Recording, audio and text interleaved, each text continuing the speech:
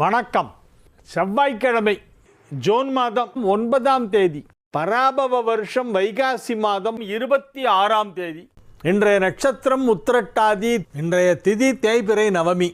ராகு காலம் மதியம் 3 மணி முதல் 4:30 மணி வரை. யமகண்டம் காலை 9 மணி முதல் 10:30 வரை. குளிகை நேரம் நண்பகல் 12 மணி முதல் மதியம் 1:30 வரை. நல்ல நேரம் என்கின்ற சுப ஹோரைகள் காலை 8 மணி முதல் 9 மணி வரை, நண்பகல் 12 மணி முதல் 1 மணி வரை, இரவு 7 மணி முதல் 8 மணி வரை. இன்றைய கிரக நிலவரம்: மேஷத்தில் செவ்வாய், ரிஷபத்தில் சூரியன், மிதுனத்தில் புதன் சுக்கிரன், கடகத்தில் குரு, சிம்மத்தில் கேது, கும்பத்தில் சந்திரன் ராகு, மீனத்தில் சனி. இனி தெரிஞ்சுக்கலாம் வாங்க. திருவாரூர் கோவில் பற்றிய சில அபூர்வமான தகவல்கள். 9 ராஜகோபுரம் கொண்ட தலம் திருவாரூர். திருவாரூரில் மூலவர் தியாகராஜன் அப்படிங்கிற திருநாமத்தோடு சிவபெருமான் விளங்குகிறார். திருவாரூரில் சிவன் கோவில். அங்கே சுவாமியுடைய திருநாமம் தியாகராஜா. அம்பிகை கமலாம்பிகை. பிறந்தால் முக்தி தரும் தலம் திருவாரூர். அங்கு 9 ராஜகோபுரங்கள், 80 விமானங்கள், 12 பெரிய மதில்கள், 13 மிகப்பெரிய மண்டபங்கள், 18 தீர்த்த கிணறுகள், 365 லிங்கங்கள். டெய்லி ஒரு லிங்கத்துக்கு பூஜை பண்ணலாம். 365 லிங்கம் இருக்கான் திருவாரூர் கோவிலில். 86 விநாயகர் சன்னதிகள், 365 சிவலிங்கம். விநாயகர் 86 விநாயகர், 24க்கு மேற்பட்ட உட்கோவில்கள். உள்ளுக்குள்ளே சின்ன கோயிலாக 24 கோயில் இருக்கான்.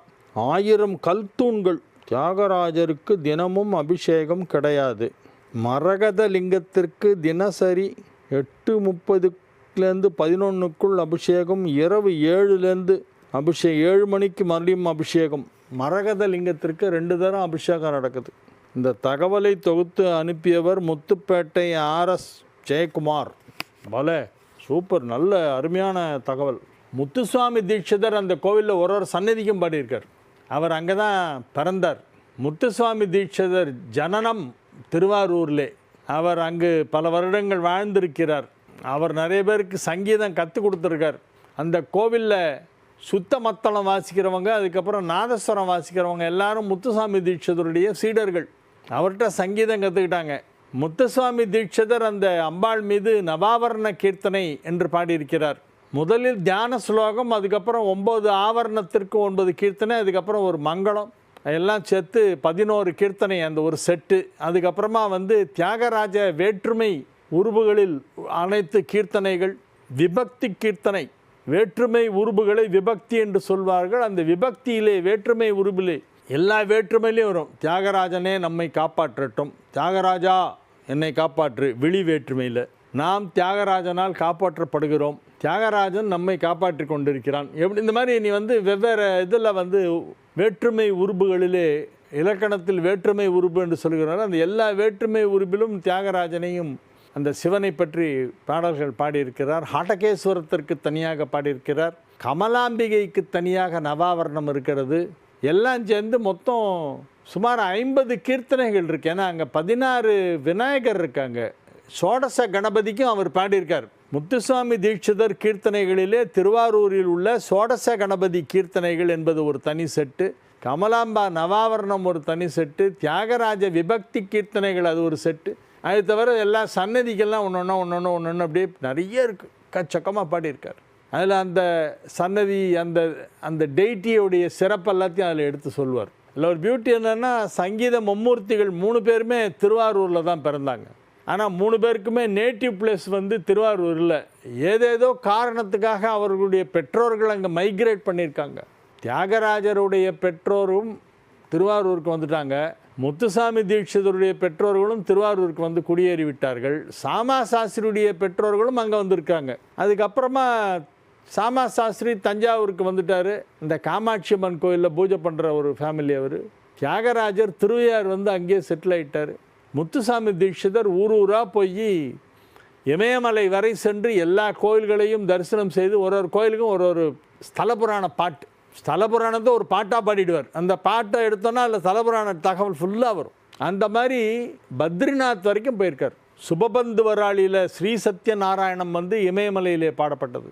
அங்கேருந்து ஆரம்பித்து கேரளாவில் உள்ள குருவாயூரில் ஸ்ரீகிருஷ்ணம் பஜமானச அது வரைக்கும் எல்லாமே தீட்சிதர் ஒரு தலத்திற்கும் ஒரு பாடல் என இந்தியாவின் வடகோடியிலிருந்து தென்கோடி வரை சென்றிருக்கிறார். அவர் பிறந்ததும் அதே திருவாரூர் தான். தியாகராஜர் அவதரித்ததும் திருவாரூர், சமாதியானது தான் திருவையாறு.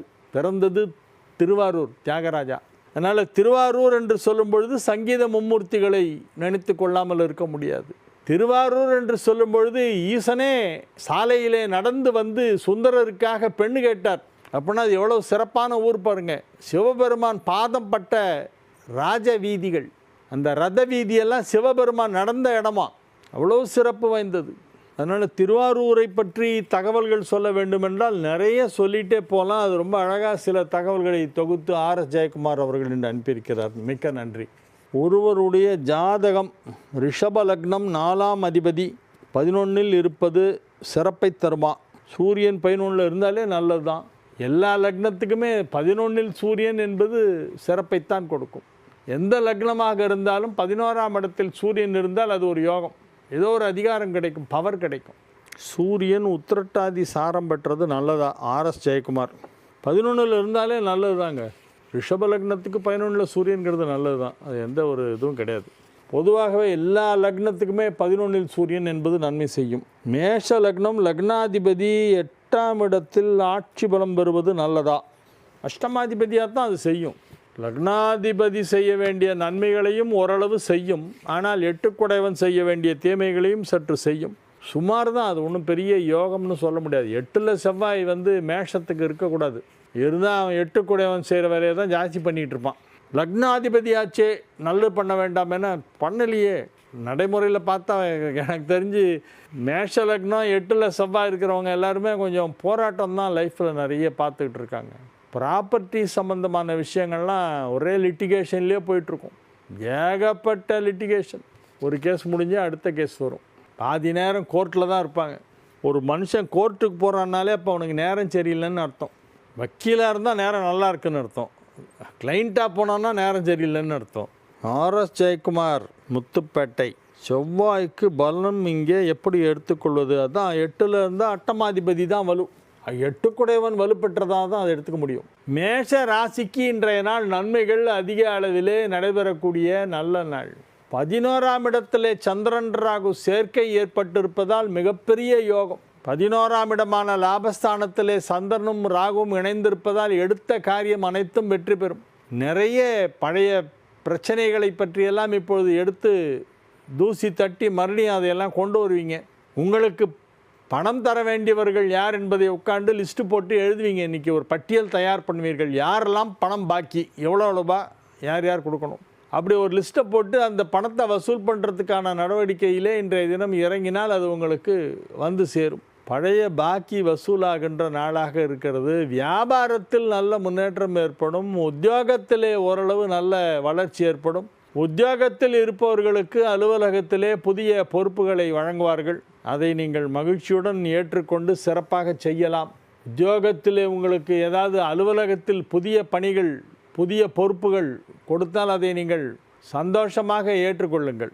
ரிஷப ராசிக்கு இன்றைய நாள் நன்மைகள் அதிக அளவிலே நடைபெறக்கூடிய நல்ல நாள். இளைஞர்கள் மகிழ்ச்சியாக இருப்பார்கள். ஸ்போர்ட்ஸ் ஆக்டிவிட்டீஸ் உள்ள இளைஞர்கள், ஸ்போர்ட்ஸில் ரொம்ப இன்ட்ரெஸ்டாக இருக்கக்கூடிய இளைஞர்களுக்கெல்லாம் இப்பொழுது விளையாட்டுத்துறையிலே நல்ல முன்னேற்றம் ஏற்படும். விளையாட்டுத்துறை மூலமாக பெயர் புகழ் கிடைக்கும். பரிசுகள், கேடயங்கள், பட்டங்கள், சான்றிதழ்கள் போன்றவற்றையெல்லாம் பெற்று அதை கொண்டு வந்து உங்கள் வீட்டு ஹாலில் அதுக்குன்னு ஒரு பெரிய ஒரு கண்ணாடி போட்ட ஒரு பெரிய வார்ட்ரோப் ஒன்று பண்ணி அதில் தெரிகிற மாதிரி அப்படி சர்டிஃபிகேட்டெல்லாம் வரிசையாக வச்சு நீங்கள் வாங்கியிருக்கிற அவார்ட்ஸு, மெடல்ஸ் எல்லாத்தையும் டிஸ்பிளே பண்ணி ஹாலில் வச்சுருப்பீங்க. அந்த மாதிரி நிறைய சேரும். விளையாட்டுத்துறையில் நல்ல முன்னேற்றம் ரிஷபராசி இளைஞர்களுக்கு ஏற்பட போகிறது. எனவே இது ஒரு நல்ல நாள். மிதுன ராசியினருக்கு இன்றைய நாள் நல்ல நாள்.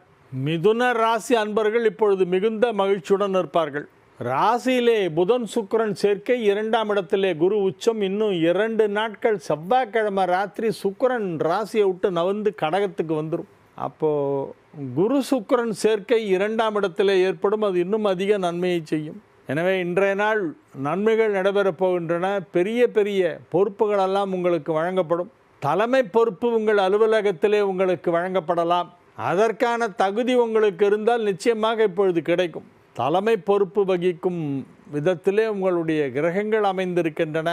மிக சிறப்பான கிரக அமைப்பு ஏற்பட்டு இருக்கிறது. 2ஆம் இடமான வாக்குஸ்தானத்திலே குரு உச்சம் பெற்று இருப்பது அற்புதமான யோகம். எனவே நன்மைகள் அதிக அளவில் நடைபெறுகின்ற நல்ல நாள். கடக ராசிக்கு இன்றைய தினம் சந்திராஷ்டமம் இருக்கிறது. கடகம் சந்திராஷ்டமம். ஆனால் அமைதி அமைதி அமைதி. ரொம்ப பேசாதீங்க, பேசவே பேசாதீங்க. சைலண்ட்டாக இருந்துருங்க. யாராவது எதாவது கேட்டால் நாளைக்கு பதில் சொல்கிறேன், யோசித்து சொல்கிறேன்னு சொல்லிட்டு போயிடுங்க. எனக்கு யோசிக்கிறதுக்கு 2 நாள் டைம் கொடுங்க சார் அப்படின்னு சொல்லிட்டு போயிடுங்க. அதுக்குள்ளே சந்திராஷ்டமம் முடிஞ்சிடும். அதுக்கப்புறம் நீங்கள் நல்ல பதிலாக சொல்லலாம். உங்களை யாராவது பெரிய அமௌண்ட்டெல்லாம் செலவு பண்ணுறதுக்காக உங்களை எப்படியாவது சிக்க வைக்கணும்னு ட்ரை பண்ணுவாங்க. நீங்கள் சிக்க மாட்டீங்க, நீங்கள் உஷாரான ஆள் தான். இருந்தாலும் சொல்லி வைக்கிறேன், ஞாபகம் வச்சுங்க. யாராவது பெரிய பெரிய அமௌண்ட்டெல்லாம் சொல்லுவாங்க. அந்த ஒரு பெரிய அமௌண்ட் வரும், இவ்வளோ வரும் அப்படிம்பாங்க. சரி, அதுக்கு இப்போ என்ன பண்ணோன்னா அதான் அதை பற்றின டீட்டெயில்ஸ் எல்லாம் ஒருத்தர் நம்ம ஃப்ரெண்டு அனுப்புகிறாரு. அவருக்கு நீங்கள் ஒரு 75,000 ரூபா பணம் அனுப்பிச்சிங்கன்னா அவர் இந்த டீட்டெயில்ஸ் அனுப்புவார். அந்த டீட்டெயில்ஸை வச்சுட்டு நீங்கள் அதில் இருக்கிற ஃபாலோ பண்ணிங்கன்னா உங்களுக்கு பெரிய அமௌண்ட் வருமா.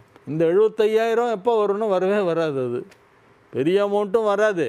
இந்த இனிஷியலாக 75,000 கட்டுன்றானே அதுவும் வராது. ஆக மொத்தம் ஒன்றும் வராது, எதுவுமே வராது. ஆனால் அவங்க பேசுகிறதெல்லாம் பார்த்தா அப்படி பேசுவாங்க. ஓஹோன்னு பெரிய பெரிய பெரிய பில்டப்பெல்லாம் கொடுத்து பேசுவாங்க. நான் ஒரு பெரிய டிரான்சாக்ஷன் பண்ணிகிட்ருக்கேன். என்ஆர்ஐ ஃபண்டு வருது ஒரு இடத்துல. அது ரொம்ப இல்லை, ஒரு 1000 கோடி தான். அந்த 1000 கோடியை வாங்கி அதை ஒரு 3 பேர் ஷேர் பண்ணுற மாதிரி நான் தான் ஏற்பாடு பண்ணிகிட்ருக்கேன். பேங்க் மேனேஜர் மூலியமாகவே பண்ணுறேன் அப்படிமா. இந்த ஜென்மத்தில் அது வராது. 10 வருஷம் கழித்து அவனை மறுபடியும் பார்த்தா அப்பவும் அதையே சொல்லிகிட்டு இருப்பான். என்ஆர்ஐ ஃபண்டு வருது ஒரு 1000 கோடி அப்படிமா. பார்த்தா கோடியிலே நின்றுட்டுருப்பான், தெருக்கோடியிலே நின்றுட்டுருப்பான். இருக்கிறது தெருக்கோடி, ஆனால் பேசுகிறது 1000 கோடி. வெறும் வெத்து வேட்டு. இந்த மாதிரி நிறைய கேஸ் இருக்குது நாட்டில். அந்த மாதிரிலாம் யாராவது உங்கள்கிட்ட ஏதாவது சொன்னாங்கன்னா நம்பிடாதீங்க. சிம்ம ராசிக்கு இன்றைய நாள் நல்ல நாள். சிம்ம ராசி அன்பர்களுக்கு இன்றைய நாள் ஒரு நல்ல நாள். மகிழ்ச்சியாக இருப்பீர்கள், ஆரோக்கியமாக இருப்பீர்கள், உற்சாகமாக உங்கள் வேலைகளை எல்லாம் செய்து முடிப்பீர்கள். உற்றார் உறவினர்களை சந்திக்கக்கூடிய சந்தர்ப்பம் கிடைக்கும். இன்று மாலை நேரத்திலே நீங்கள் கோவிலுக்கு சென்று சாமி தரிசனம் செய்வதற்காக சென்று வருவீர்கள். அப்பொழுது பார்த்தால் அங்கே உங்களுக்கு மிகவும் நெருக்கமான சிலர் அதே கோவிலுக்கு வருவார்கள். அவர்களை அங்கே சந்தித்ததிலே உங்களுக்கு ஒரு மகிழ்ச்சி ஏற்படும். அந்த மாதிரி ஒரு நல்ல நாளாக இந்த நாள் விளங்குகிறது. கன்னி ராசிக்கு இன்றைய நாள் மகிழ்ச்சியான நாள். 2 குடைவனும் 11 குடைவனும் ஒன்றாக இணையப் போகும் நேரம் நெருங்கி கொண்டு இருக்கிறது. அதெல்லாம் ரொம்ப நல்லா இருக்கும். அதிலும் 11ஆம் இடத்திலே குரு உச்சமாக இருப்பதால் பொருளாதார வளர்ச்சி மிக மிக சிறப்பாக இருக்கக்கூடிய நல்ல நேரம். எதிர்பாராத விதமாக நல்ல வருமானம் இப்பொழுது கிடைக்கும். தொழிலில் நல்ல முன்னேற்றம் ஏற்படும். நன்மைகள் அதிக அளவிலே நடைபெறக்கூடிய நல்ல நாள். துலா ராசிக்கு இன்றைய நாள் மிக சிறப்பான நன்மைகள் நடைபெறக்கூடிய நல்ல நாளாக விளங்குகிறது. புரட்டாதி நட்சத்திரம் என்பது உங்களுக்கு ஏற்ற ஒரு நட்சத்திரம். அதிலே சந்திரன் இருக்கிறது. 6ஆம் இடத்திலே சனி, 7ஆம் இடத்திலே செவ்வாய், 8ஆம் இடத்திலே சூரியன், 9ஆம் இடத்திலே புதன் சுக்கிரன், 10ஆம் இடத்து குரு, 11ஆம் இடத்து கேது என கிரகங்களெல்லாம் அழகாக கிரகமாலிகா யோகத்திலே அமைந்து உங்களுக்கு நன்மை செய்து கொண்டிருக்கின்றன. ஏராளமான நன்மைகள் தொழில் ரீதியாக நடைபெறும். வியாபாரத்தில் மிகப்பெரிய முன்னேற்றம் ஏற்படும். எனவே இது ஒரு மிக சிறப்பான நல்ல நாள். விருச்சிக ராசிக்கு இன்றைய நாள் நல்ல நாள். 9ஆம் இடத்தில் குரு உச்சம் என்பது பெரிய யோகம். 5 குடைவன் 9இல் உச்சம். எனவே நீங்கள் மிகப்பெரிய நன்மையை அடையப் போகிறீர்கள். நாளைக்கு இன்னொரு பெரிய விசேஷமான கிரக அமைப்பு ஏற்பட போகிறது. இன்றைக்கே அதுக்கான ஒரு முன்னறிவிப்பு இண்டிகேஷன்ஸ்லாம் கிடைக்கும் உங்களுக்கு. 5 குடைவன் 9இலும் 9 குடைவன் 5இலும் பரிவர்த்தனா யோகம் பெறுகின்றன. சந்திரனும் குருவும் பரிவர்த்தனை பெறப்போகின்றன நாளைக்கு. இப்பொழுது சந்திரன் வீட்டிலே குரு இருக்கிறது. நாளைக்கு குரு வீட்டிற்கு சந்திரன் வருகிறது. அப்போ அந்த பரிவர்த்தனா யோகம் ஃபுல் ஸ்விங்கில் இருக்கும். உச்சம் பெற்ற குருவால் சந்திரன் பார்க்கப்படும். குருவின் வீட்டிற்கு சந்திரன் வருகிறது நாளை தினம். எனவே பெரிய பெரிய நன்மைகள் எல்லாம் நாளை மறுநாள் நடைபெறவிருக்கின்றன. அதற்கான முயற்சிகள் இப்பொழுது நீங்கள் இறங்கலாம். அதற்கான தகவல்கள் சில வந்து சேரும். ஒரு பெரிய பிஸ்னஸ் டிரான்சாக்ஷன் முடிக்க போகிறோம் அப்படின்ற மாதிரி ஒரு முன்னறிவிப்பு உங்களுக்கு கிடைக்கும். அதை நீங்கள் சீரியஸாக எடுத்துக்கிட்டு பண்ணுங்கள். நிஜமாகவே ஒரு பெரிய பிஸ்னஸ் டிரான்சாக்ஷன் முடியும். நல்ல வருமானம் கிடைக்கும். பெரிய வருமானம் கிடைக்க போகிறது. விருச்சிக ராசிக்கு வரும்படி அதிகமாக கிடைக்க போகும் நல்ல நேரம் நெருங்கி கொண்டிருக்கிறது. தனுசு ராசிக்கு இன்றைய நாள் நன்மைகள் அதிக அளவில் நடைபெறுகின்ற நல்ல நாள். 5ஆம் இடம் வலுப்பெற்றிருப்பதால் 5இல் 5 குடையவன் ஆட்சி பலம் பெற்றிருப்பதால் புதிய பொறுப்புகள், பதவி உயர்வுகள் போன்றவை உங்களை தேடி வரும். நீங்கள் எந்த ஒரு நல்ல வாய்ப்பு கிடைத்தாலும் அதை ஏற்றுக்கொள்ளுங்கள். எந்த ஒரு நல்ல வாய்ப்பு கிடைத்தாலும் அதை ஏற்றுக்கொள்ள வேண்டியது உங்களுடைய கடமை. மகர ராசி அன்பர்கள் இந்த மகிழ்ச்சியுடன் இருப்பார்கள். மகரத்திற்கு இது ஒரு சிகரம் வைத்தாற்போல் மிகச் சிறப்பான நல்ல நாள். 2ஆம் இடத்திலே சந்திரன் ராகு, 3ஆம் இடத்திலே ராசி அதிபதி சனி இருக்கிறது. 4ஆம் இடத்தில் 4 குடையவன் ஆட்சி. 4ஆம் இடத்தில் செவ்வாய் ஆட்சி பலம் பெற்றிருப்பதால் அசையா சொத்து வாங்குவதற்கு வாய்ப்பு இருக்கிறது. நிலம், பூமி, வீடு போன்ற அசையா சொத்துக்கள் தொடர்பான ஏதாவது பிரச்சனைகள் இருந்தால் இப்பொழுது அது முடிவுக்கு வரும். பிரச்சனைகள் நல்ல முடிவு எட்டப்படும். அந்த பிரச்சனை ஒரு ஒன்ஸ் ஃபார் ஆல் அப்படியே பர்மனெண்ட்டாக தீந்துடும். பிரச்சனை தீரும். பல வருடங்களாக முடிவுக்கு வராத சொத்து பிரச்சனை இப்பொழுது முடிவுக்கு வரும். அதனால் மகர ராசிக்கு இது ஒரு நல்ல நேரம். குடும்பம் அமைதியாக இருக்கும். மாணவர்கள் நன்றாக கல்வியிலே ஆர்வம் செலுத்துவார்கள். மேற்படிப்பு படிப்பதற்கு வாய்ப்பு சுலபமாக கிடைக்கும். அதற்கு தேவையான எல்லா வசதிகளும் உங்களுக்கு ஏற்படும். மகிழ்ச்சியான நல்ல நிகழ்ச்சிகளிலே நீங்கள் கலந்து கொள்ளக்கூடிய நாளாக இந்த நாள் விளங்கும். கும்ப ராசிக்கு இன்றைய நாள் நல்ல நாள்.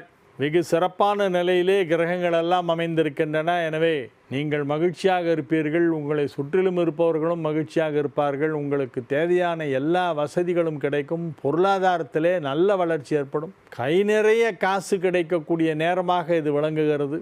தேவைக்கேற்ப, தேவைக்கு எவ்வளவு வேணுமோ அதை விட அதிகமாக பணம் கிடைக்கும். தேவையை காட்டிலும் அதிக பணவரவு கிடைக்கக்கூடிய நல்ல நாள். வியாபாரம் சிறப்பாக நடைபெறும். உத்தியோகத்தில் நல்ல பெயர் புகழ் கிடைக்கும்.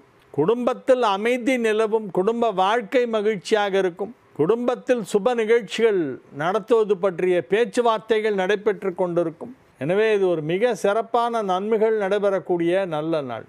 மீன ராசிக்கு இன்றைய நாள் நன்மைகள் அதிக அளவிலே நடைபெறுகின்ற வாய்ப்பு இருக்கிறது. ஏனென்றால் குரு பார்வையிலே மீன ராசி இப்பொழுது இருக்கிறது. குரு பெயர்ச்சி ஆனதிலிருந்து குரு பார்வையில் மீன ராசி இருப்பதால் மீன ராசிக்கு சற்று நன்மைகள் அதிகமாக நடைபெறுகின்றன. அதிக நன்மைகள் மீன ராசிக்கு நடைபெற்று கொண்டிருக்கின்ற நேரம்.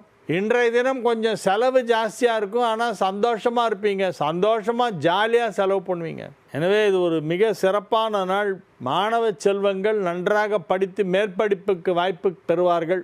மேல் படிப்பு படிப்பதற்கு அட்மிஷன் கிடைக்கும், ஃபீஸ் கிடைக்கும், எல்லாமே கிடைக்கும். எனவே இது ஒரு நல்ல நாள். இன்று நல்ல தகவல் வந்து சேரும். வாழிய செந்தமிழ், வாழ்க நற்றமிழர், வாழிய பாரத மணித்திருநாடு. வந்தே மாதரம், வந்தே மாதரம், வந்தே மாதரம். மீண்டும் நாளைய நிகழ்ச்சியிலே உங்களை சந்திக்கும் வரை உங்களிடமிருந்து விடைபெற்றுக் கொள்வது உங்கள் வழிகாட்டி ஜோதிடர் கலைமாமணி ஹரிகேச நல்லூர் வெங்கட்ராமன். வணக்கம்.